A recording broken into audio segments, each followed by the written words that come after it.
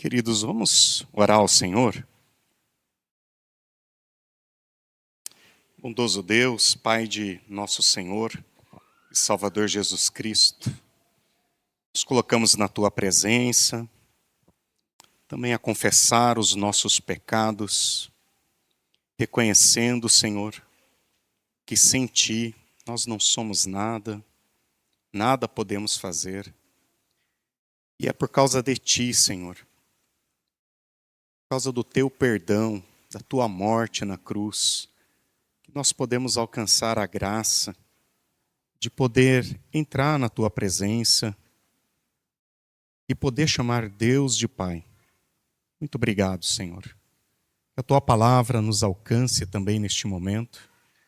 Que por ela, Senhor, sejamos transformados e que fiquemos um pouco mais parecidos com Cristo Jesus. Abençoe também as nossas crianças e adolescentes, que elas possam também ouvir a Tua mensagem e que o Senhor possa também falar ao coração delas, de maneira que essas crianças e adolescentes continuem aprendendo de Ti. Também a nós, Senhor.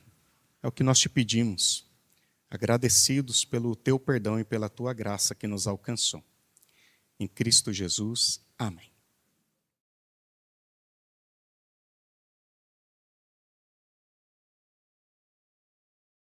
Muito bem, gente. Eu acredito que boa parte da população brasileira sabe o que significa dever alguma coisa. Você compra hoje, paga depois, parcela, financia, usa cartão, assume prestações, e enquanto a dívida está, de certa maneira, podendo ser controlada, administrada, tudo certo. Mas e quando foge do controle? E quando a dívida cresce mais rápido do que a capacidade que temos de pagá-la? Já passou por isso? Já teve algum endividamento? Está endividado neste momento? Então ela deixa de ser, esta dívida, deixa de ser apenas um número negativo lá na conta. Ela começa a ocupar a nossa mente, ela começa a ocupar espaço no nosso dia a dia, atrapalhar as nossas emoções, os nossos relacionamentos. Você acorda pensando na dívida, você dorme pensando na dívida, e aí você começa a fazer as contas e empurra uma prestação aqui, atrasa outra ali, e percebe uma realidade bem difícil de lidar. Que aquela dívida, ela ganhou um poder. A dívida ganhou um poder. E quanto maior ela se torna, mais ela consegue determinar as nossas escolhas e até mesmo algumas decisões importantes na nossa vida. Você já não consegue mais decidir, por exemplo, simplesmente pelo que você quer fazer. Você vai ter que ser mais ponderado. E a dívida começa a decidir a tua vida, as tuas decisões. Você tem ideia qual é a maior dívida do brasileiro hoje? Qual é a maior dívida do brasileiro? Cartão de crédito, o que vocês acham? Financiamento imobiliário, financiamento de automóvel, empréstimo, cheque especial. Qual é a maior dívida do brasileiro? Quem arrisca aí? Oi? As bets, Paulo. As bets, é. Qual é a maior dívida do brasileiro? Pois bem, existe uma dívida que ela é muito maior do que uma dívida de um cartão de crédito, de um cheque especial, até mesmo das nossas bets aí que estão tomando espaço, no nosso cenário. Não é uma dívida apenas do povo brasileiro, é uma dívida que pertence a toda a humanidade. E eu não quero falar de dívida financeira, eu quero falar de uma dívida que para nós ela é impagável. A dívida do pecado. Jesus ele contou uma parábola que nós vamos ler, que está em Mateus 18. E nessa parábola, ele fala desta dívida, uma dívida tão grande que não poderia ser paga. E é a partir desta parábola que eu quero dar uma olhada para um texto que nós também estudamos em alguns grupos de estudo bíblico esta semana, em Apocalipse 5, aonde fala que esta dívida foi paga. Mas antes, quero ler Mateus 18 com vocês. Mateus 18, versículo 21 e os seguintes. A parábola sobre a importância do perdão. Então Pedro se aproximou de Jesus e perguntou: Senhor, quantas vezes devo perdoar alguém que peca contra mim? 7 vezes? Jesus respondeu: não 7 vezes, mas 70 vezes 7. Portanto, o reino dos céus pode ser comparado a um senhor que decidiu pôr em dia as contas com os servos que lhe deviam, ou um rei, que decidiu colocar as contas com os seus servos que lhe deviam. No decorrer do processo, trouxeram diante dele um servo que lhe devia. Quanto? Quanto que está aí? Quantos talentos? 10.000 talentos. Uma vez que o homem não tinha como pagar, o Senhor ordenou que ele, sua esposa, seus filhos e todos os seus bens fossem vendidos para quitar a dívida. O homem se curvou diante do rei ou do Senhor e suplicou: por favor, tenha paciência comigo.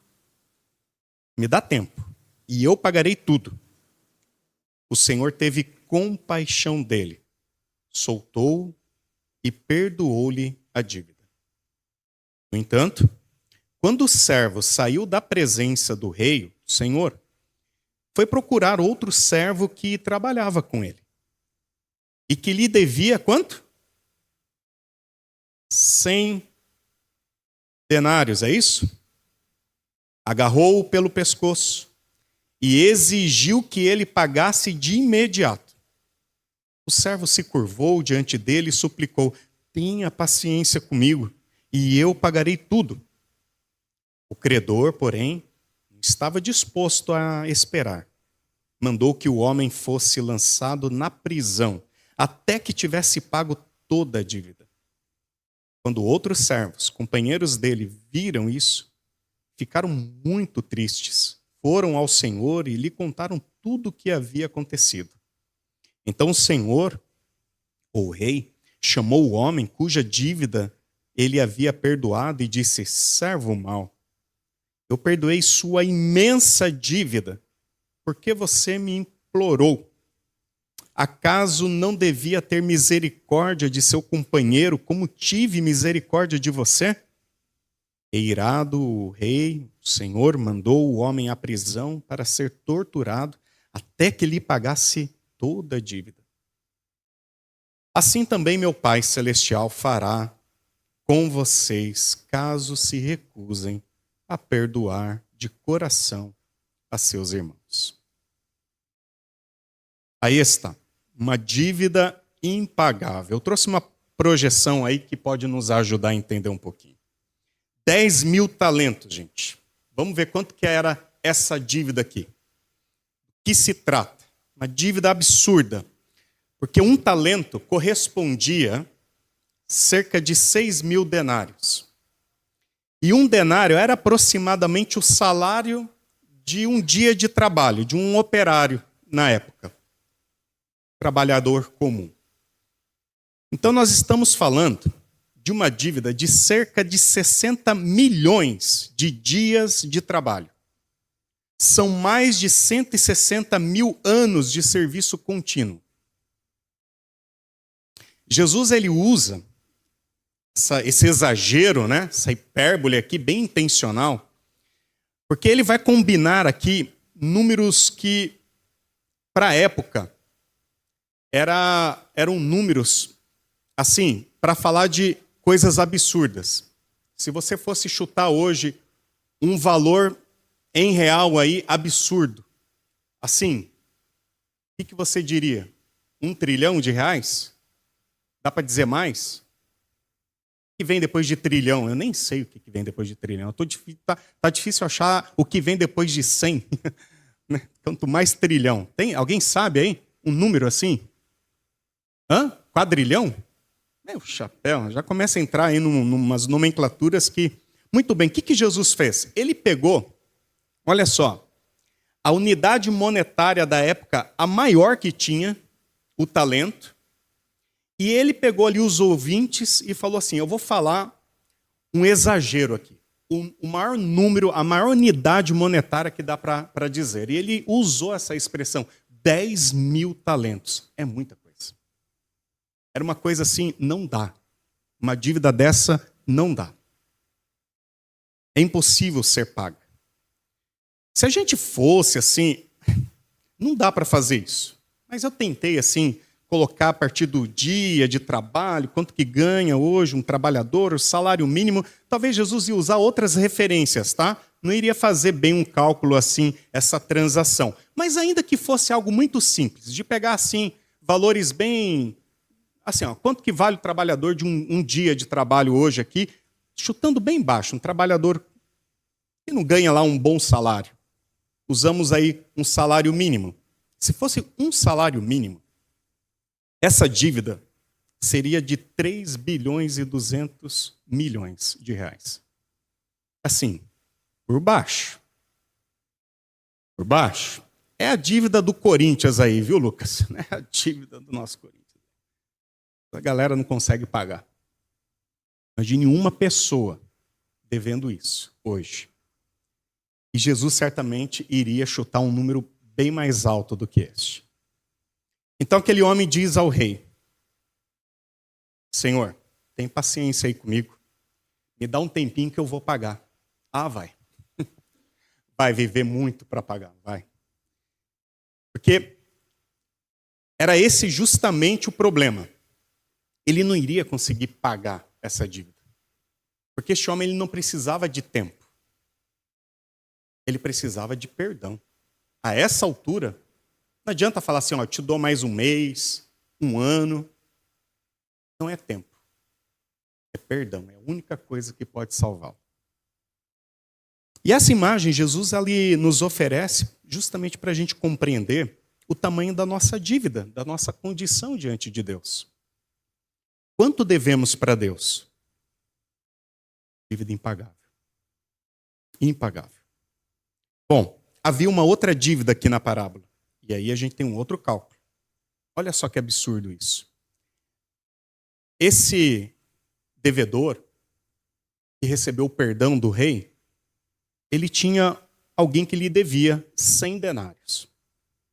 E olha só, fazendo os cálculos, era em torno aí, pouco mais de 3 meses de trabalho. 100 dias de trabalho, ele conseguiria pagar. Uma dívida pagável.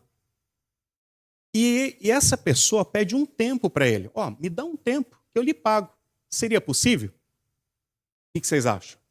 Hoje, vamos pegar aí, eu fiz também uma conversão. Coloquei aí aproximadamente uns R$5.400. É dinheiro. Mas dá para pagar, não dá? Dá para encarar. Falar assim, ó, R$5.400 e falar 3 bilhões, tá entre nós, né? É uma proporção, gente, de 600 mil para 1.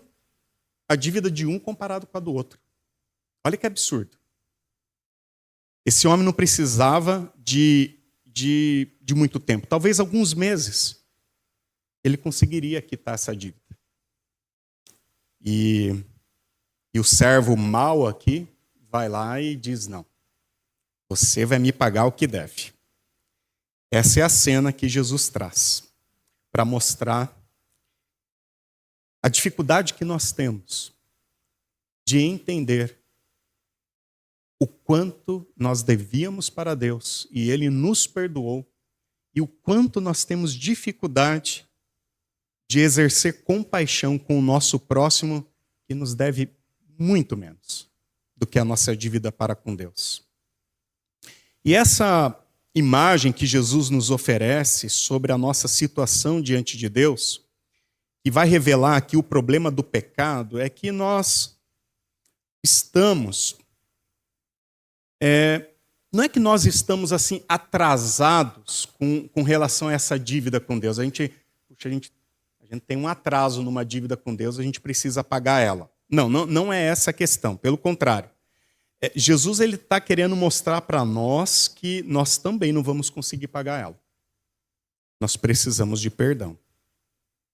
Nós vamos precisar de perdão, porque o problema é que nós acumulamos uma dívida que nós não temos condições de quitá-la.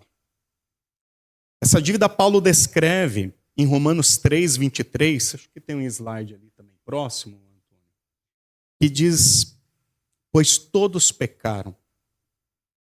De quem é a dívida? Só eu devo? Só o Guga? Fica tranquilo, né, Guga? Nós estamos, como diz o Renato, na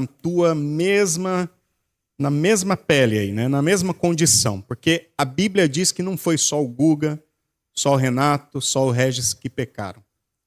Todos devem para Deus. Todos pecaram e não alcançam o padrão da glória de Deus. O pecado, gente, não é apenas cometer erros. Eu já disse isso em outras vezes aqui. É deixar de viver para aquilo pelo qual Deus nos criou originalmente. Deus nos criou para vivermos para a sua glória. Deus nos criou para refletir a sua imagem. Deus nos criou para nós vivermos debaixo do seu governo, que não era pesado. Ele não é um déspota, não é um tirano. Ele nos criou para que nós pudéssemos, à sua imagem e semelhança, buscar compreender qual é a sua boa, perfeita e agradável vontade e corresponder a ela com os nossos atos, com os nossos relacionamentos. E aí, o ser humano foi lá, foi criado para a glória de Deus e pecou, desobedeceu a Deus, virou as costas para Deus. E o pecado toma aquilo que pertence a Deus e coloca outra coisa no centro. É isso que o pecado fez. Bom, se nós deveríamos viver para a glória de Deus, o que é o pecado?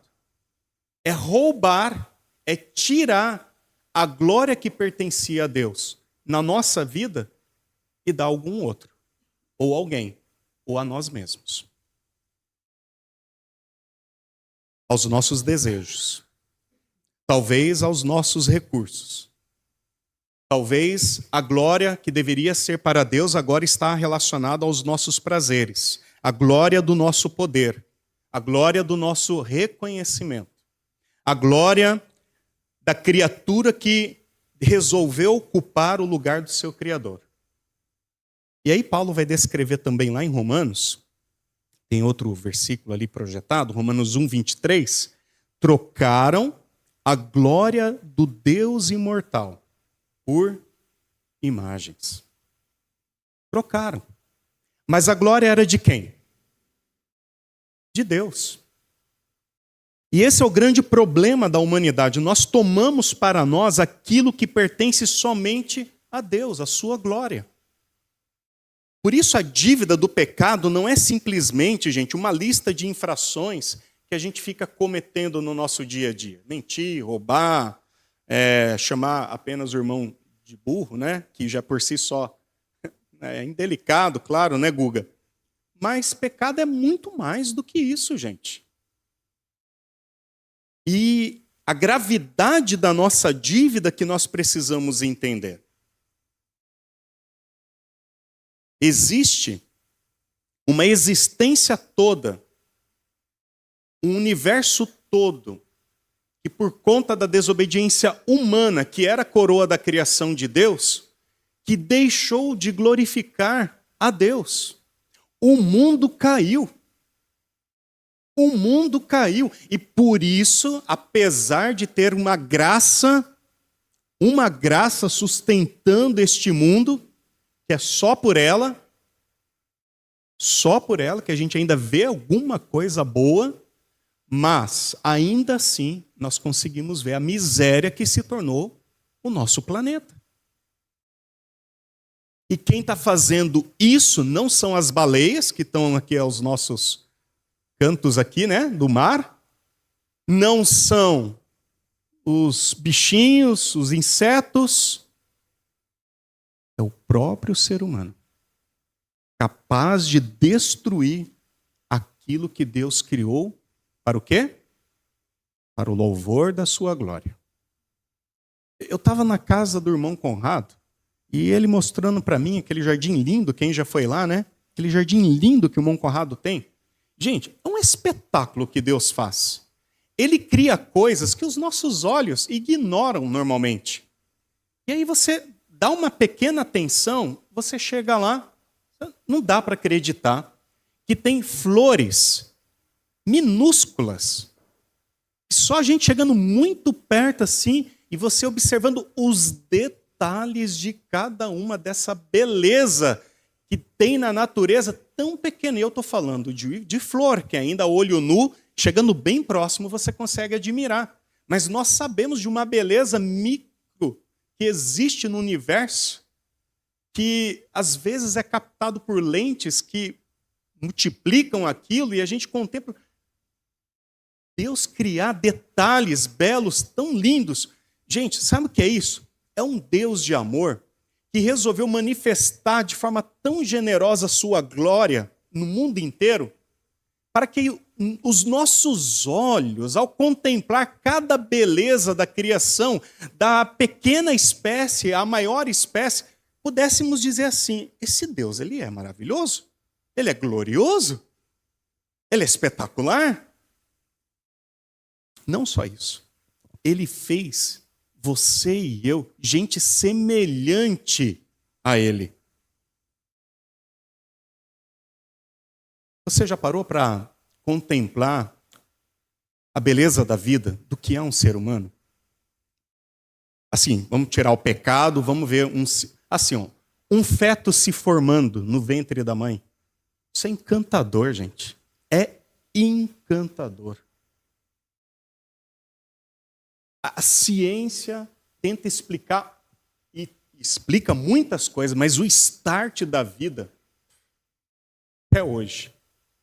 E você vê o desenvolvimento disso, e depois há um ser que nasce, que respira, que tem vida, que se desenvolve, e que pode ser capaz de criar e de fazer tantas coisas boas, e que deveria somente ser coisas boas. Você já parou para observar o que é um ser humano tomado de generosidade, de amor, de afeto, de cuidado, de bem? Um ser humano de bem. Você já viu, já parou para observar um ser humano de bem? Já pensou esse estado perfeito, glorioso, que só faz isso e não outra coisa, onde não há suspeita de que o bem é exercido para simplesmente convencer um outro, fazer barganha com outro? Não, é o bem pelo bem, generoso, gratuito e tão somente. Maravilhoso isso. O que seria um mundo sem pecado, sem errarmos o alvo, sem deixarmos de dar a glória devida a Deus?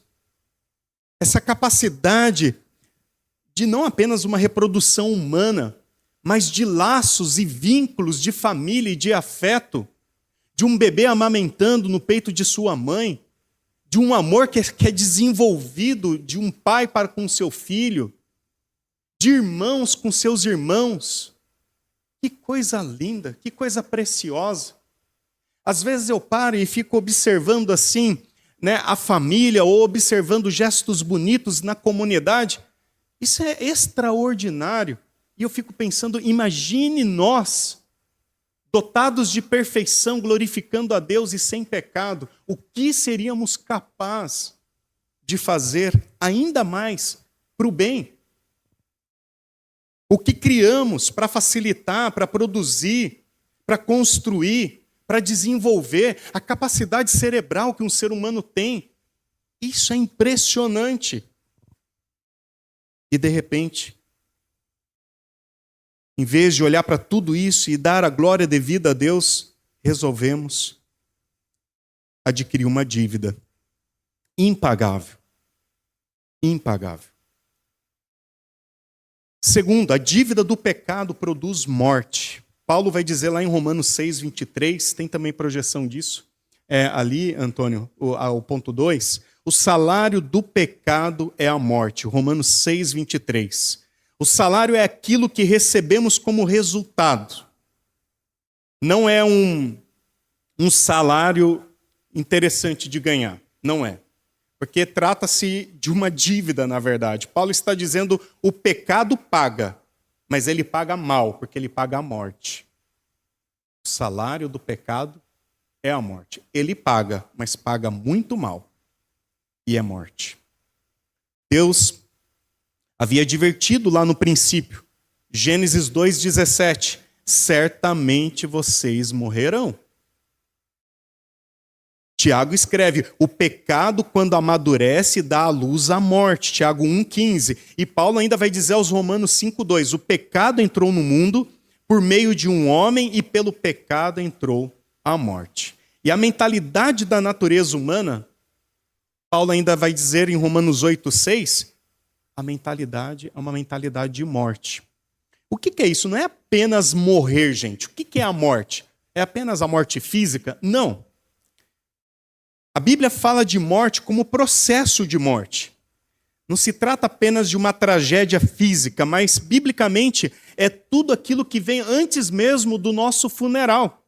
É tudo que diz respeito a processos de morte. O pecado instala processos de morte. É o mal vencendo o bem. É o processo que nos deixa com os relacionamentos quebrados. É o estrago que acontece entre irmãos, entre pais e filhos, entre marido e mulher. É quando o orgulho impede o perdão. É quando a mentira destrói a confiança. É quando a infidelidade destrói alianças. É quando as palavras ferem o coração. É quando nós produzimos morte, seja na família, nos relacionamentos de amizade, é quando o nosso egoísmo substitui o nosso serviço, quando a violência substitui o cuidado, é quando a ausência substitui a presença, é morte. São processos de morte, tudo aquilo que envolve nossa culpa, nossa vergonha, os nossos vícios, o nosso medo, os nossos desejos desenfreados, desordenados, processos de morte. É disso que se trata a morte. E produzimos morte, inclusive, na própria criação. Romanos 8 descreve uma criação que agora está sujeita à corrupção humana, gemendo e aguardando uma restauração. A criação sofre nas nossas mãos, porque nós começamos a produzir processos de morte. O pecado, ele jamais vai produzir vida. Jamais. Mesmo quando alguma coisa lhe promete liberdade, você sabe, não é liberdade, é escravidão.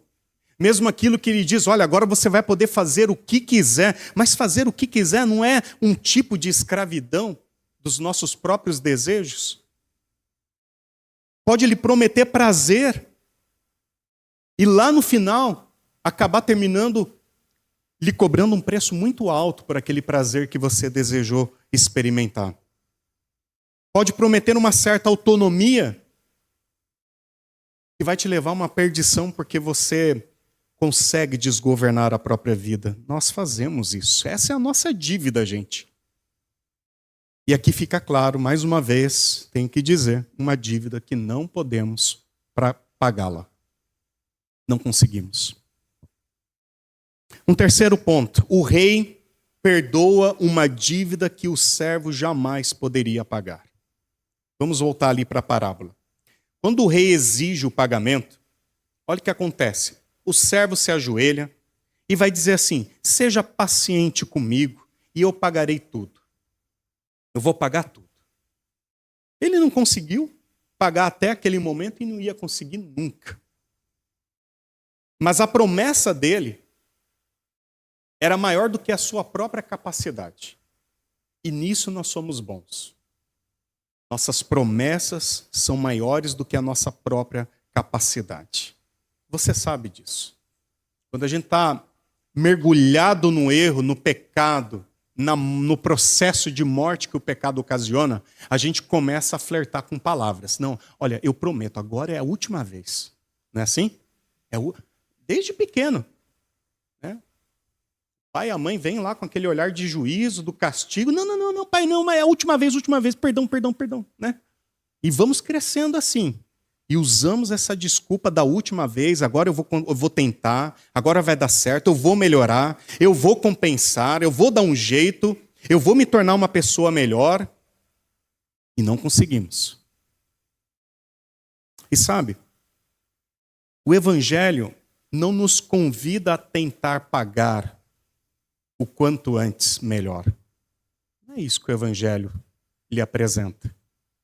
Por isso que o Guga sobe aqui e consegue, né, Guga? Apesar dos erros, das falhas, assim como eu também. O que torna possível estarmos aqui conversando, refletindo a palavra de Deus juntos? É porque Deus não veio até nós dizendo, agora dá um jeito de pagar isso. Senão, isso seria terrível, gente. A gente viver com esse senão. Olha lá, hein? Eu vou te denunciar. Eu vou mandar o cobrador na tua casa. Eu vou apresentar isso daí lá na igreja. Lá. Olha lá, tenta pagar o quanto antes. Imagine se a gente tivesse que viver sufocado de ameaças de um agiota. Quem já teve experiência de estar na mão de agiota sabe quanto isso é terrível. Eu não passei por isso, mas meu avô era agiota. E o meu avô era muito cruel. Eu sei o que é ver alguém sofrendo na mão de um agiota na mão do meu avô. Falecido avô já. É terrível. E Deus não mandou a gente para o agiota. O Evangelho não vem até nós dizendo pague o quanto antes, não. O Evangelho chega até nós dizendo você não consegue pagar. É isso que ele faz primeiramente. Nos conscientiza de que nós não podemos pagar. E aí a gente tem que lidar com um certo orgulho nosso. Mas o quanto antes a gente reconhece isso, melhor. O quanto antes, diante desta palavra do Evangelho, dizendo para você, pare. Você não vai dar conta de pagar. Pare. Você não consegue. Quanto antes reconhecermos isso, melhor. Melhor. E poder dizer para Deus, Deus, eu não dou conta de pagar a dívida que tenho contigo. Então Jesus diz, o Senhor teve compaixão dele. O rei teve compaixão dele. Soltou-o e perdoou sua dívida. Olha que lindo isso. Na parábola de Jesus, aqui está a maior declaração do perdão. Teve compaixão. O rei fez aquilo que o servo jamais poderia fazer. Cancelar uma dívida. Mas sabe qual é a má compreensão que podemos ter no texto? É que a dívida ela foi cancelada e está tudo certo, né? O rei perdoou a dívida e está tudo certo. Não está tudo certo. A dívida foi perdoada, mas o prejuízo foi absorvido. Não é assim, Deus perdoa. Ele perdoa, mas e o prejuízo? Quem absorve? Quem absorve? E aqui é onde a parábola nos prepara para compreender o Evangelho, porque Deus não apenas diz, não importa, está tudo certo, o pecado não importa. Importa, a justiça importa, a morte importa, a rebelião que provocamos no mundo importa. Mas aquilo que nós não podíamos pagar, Deus providenciou. e deu um jeito de quitar essa dívida. E aí que está a questão. O prejuízo foi absorvido pelo próprio Deus. Se alguém te deve 10 mil reais, você foi lá, emprestou, ou fez algum serviço e custou 10 mil reais, e essa pessoa não tem como pagar, e você chega nela e fala, tá bom, olha, eu vou perdoar essa dívida tua, tá? Fica tranquilo, tá tudo certo, ó. Daqui para frente, esquece. Ó, rasgo aqui, tá perdoado. Tá, mas esses 10 mil reais você teve que absorver, não foi? De algum lugar, tudo vai ter que tirar isso aí, para absorver isso. Algum déficit você vai precisar absorver agora. O prejuízo Deus absorveu. E quando ele absorve esse prejuízo, que nós vamos entender a dimensão da nossa dívida. E aí entra o texto que nós estudamos essa semana, que nos ajuda a compreender a dimensão desta dívida nossa. Mas olha o que antes João vai dizer para nós. 1.4, quando Deus providencia o cordeiro para nós, e João Batista vai dizer o seguinte em João 1:29. Vejam, é o cordeiro de Deus que quita a dívida, que tira o pecado do mundo. É interessante porque se lermos o Evangelho, se você começa a ler a Bíblia e começa lá em João, aí você chega no versículo 29, se você não tem muito conhecimento da Bíblia, você lê João falando, nossa, vê Jesus e diz, é o Cordeiro de Deus que tira o pecado do mundo. O que significa isso aqui? Bem brevemente, para a gente entender essa expressão, você volta lá no Êxodo, quando Israel era mais de 400 anos escravos, um povo escravo do povo egípcio.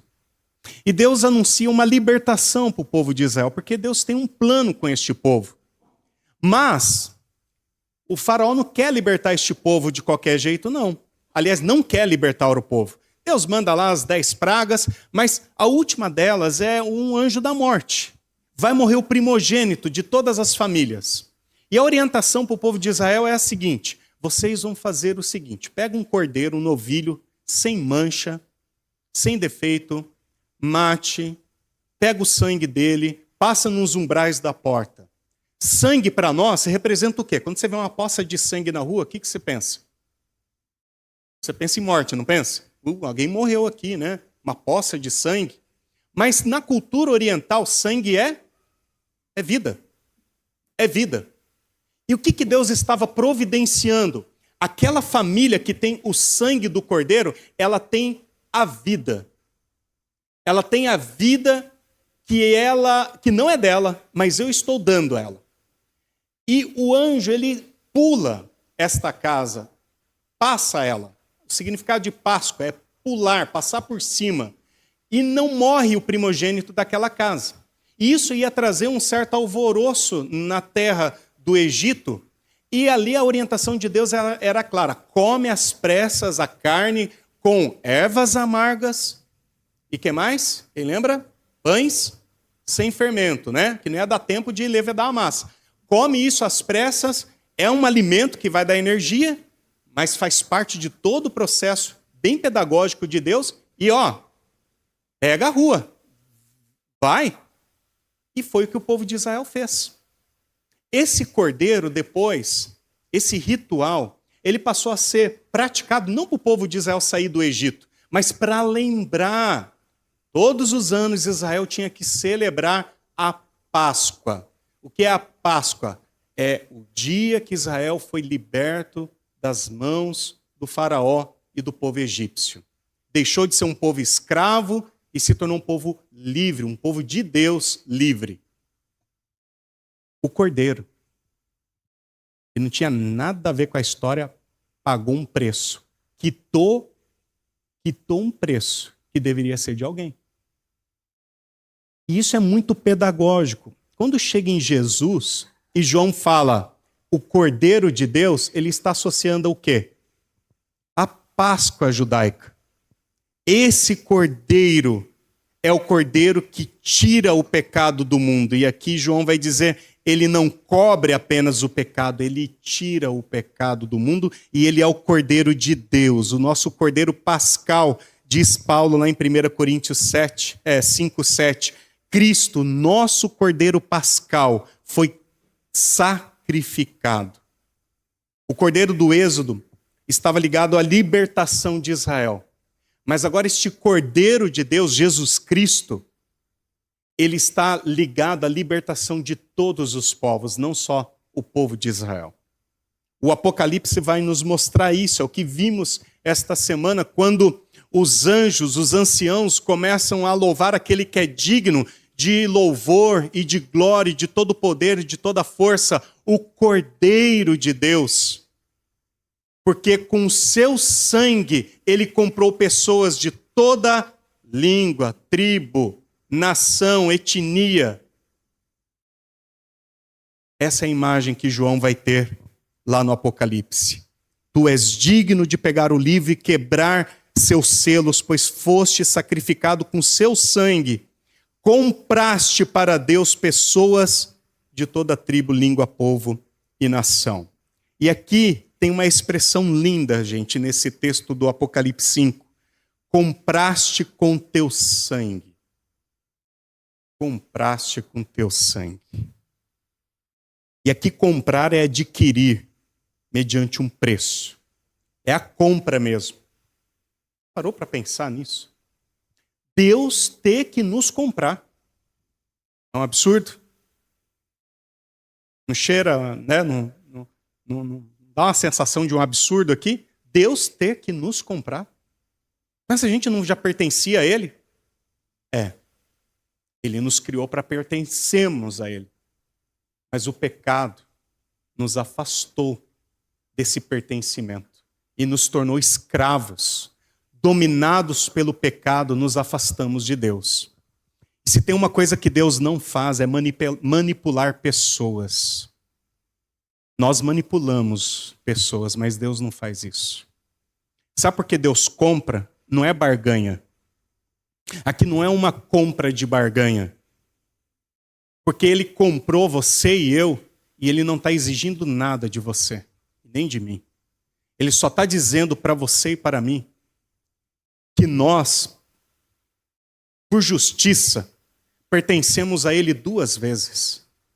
Por criação e por sacrifício. Você pertence a Deus duas vezes. E não é pertencer a um Deus que é mau, que quer te escravizar, te dominar, te manipular, te usar, te abusar. É um Deus que quer te dar amor. É um Deus que quer te dar graça. A redenção, queridos, restaura aquilo que o pecado havia destruído. Nós havíamos roubado de Deus a glória que lhe pertence e agora Cristo nos compra. E por que Ele nos compra? Veja, a liberdade nossa do pecado não é que nós estamos livres para fazer o que a gente quer. Cristo nos comprou para que novamente nós vivemos para a glória de Deus. E é um equívoco a gente achar que já que Deus nos perdoou mesmo, eu posso fazer qualquer coisa, né? Não. É justamente porque Deus nos comprou em Cristo que nós devemos pensar assim, Ele nos comprou para quem? Se fomos comprados, primeiro, é porque nós estávamos dominados. Éramos escravos. Não tínhamos domínio sobre nós mesmos. Tem que ficar claro isso para nós. Nós éramos escravos. Nem que seja de nós mesmos, dos nossos próprios desejos. E agora Deus nos compra em Cristo para pertencer a alguém. E é o próprio Deus. E aqui nós somos conduzidos a essa dignidade do Cordeiro que tira a gente daquela condição de escravidão. Porque Cristo, uma vez nos libertando, Ele paga a dívida que nos condenava. E agora nós podemos fazer parte de um coro que diz a esse respeito, a respeito do próprio Cristo: Tu és digno. Tu és digno, porque Tu és o Cordeiro. Quem teve a dívida cancelada não pode voltar a viver como escravo, gente. E esse é o último ponto que eu quero destacar para vocês. Jesus mostra algo bem sério aqui. A graça que recebemos precisa produzir uma nova forma de viver. Quem foi perdoado precisa aprender agora a perdoar. Quem foi liberto não pode mais produzir escravidão.